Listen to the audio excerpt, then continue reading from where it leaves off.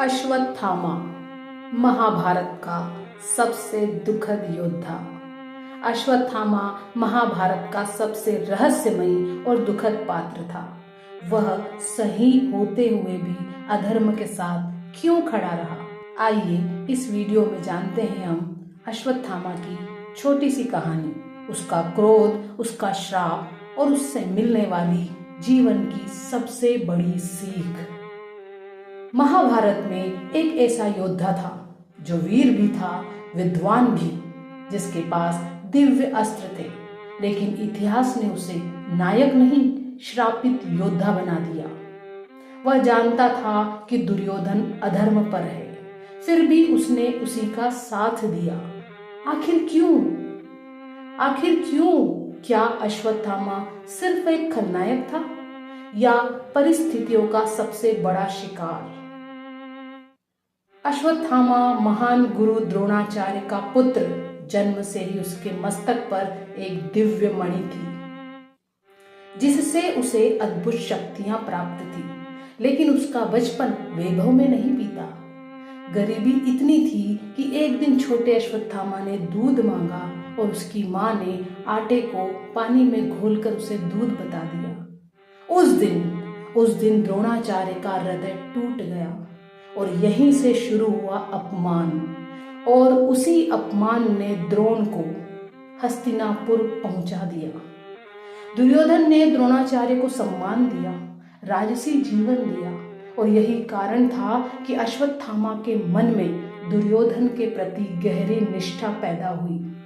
वह जानता था कि पांडव धर्म के रास्ते पर हैं, लेकिन उसके लिए दोस्ती और पिता का सम्मान धर्म से भी बड़ा बन चुका था।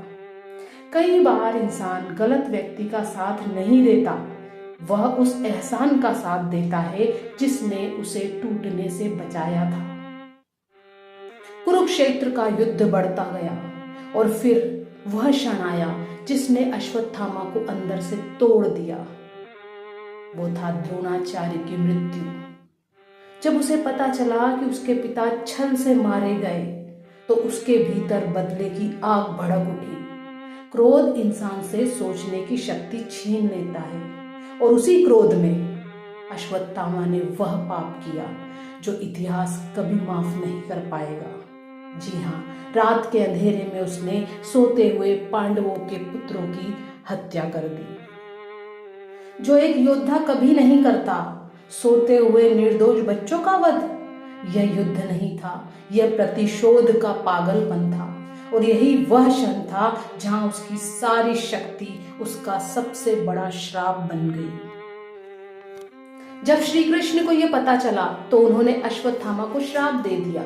उसकी दिव्य मणि छीन ली गई और उन्हें हजारों वर्षों तक पृथ्वी पर भटकने का श्राप दे दिया। ना मृत्यु, ना मुक्ति, सिर्फ अकेलापन, पछतावा और अंतहीन पीड़ा। अश्वत्थामा हमें यह सिखाता है कि सिर्फ अच्छा इंसान होना काफी नहीं। अगर आप सही होकर भी गलत लोगों के साथ खड़े हैं तो इतिहास आपके इरादे नहीं देखता, सिर्फ आपके कर्म याद रखता है। गलत का साथ चाहे दोस्ती में दिया जाए या एहसान में, अंत हमेशा विनाश ही होता है। जब तुम होश में नहीं होते तो तुम्हारी ताकत तुम्हें नष्ट कर देती है। अश्वत्थामा को मिला अमृत, लेकिन वह वरदान नहीं था, वह एक जीवित नरक था। जीना लेकिन शांति के बिना, सांस लेना लेकिन अर्थ के बिना, चलना लेकिन दिशा के बिना, यही उसका श्राप था। और यह सिर्फ कहानी नहीं, आज भी हर इंसान के भीतर एक अश्वत्थामा है। जब तुम्हारे पास शक्ति होती है लेकिन जागरूकता नहीं, जब तुम्हारे पास क्षमता होती है लेकिन करुणा नहीं, जब तुम्हारे भीतर घाव होते हैं पर तुम उन्हें समझने की बजाय बदले में बदल देते हो, तब तुम अश्वत्थामा बन जाते हो। याद रखना, अश्वत्थामा हार इसलिए नहीं गया क्योंकि वह कमजोर था, वह हार गया क्योंकि वह गलत कारण के लिए शक्तिशाली था। और जीवन का सबसे बड़ा सत्य यही है, गलत दिशा में दौड़ता हुआ शक्तिशाली व्यक्ति सबसे तेजी से विनाश की ओर जाता है।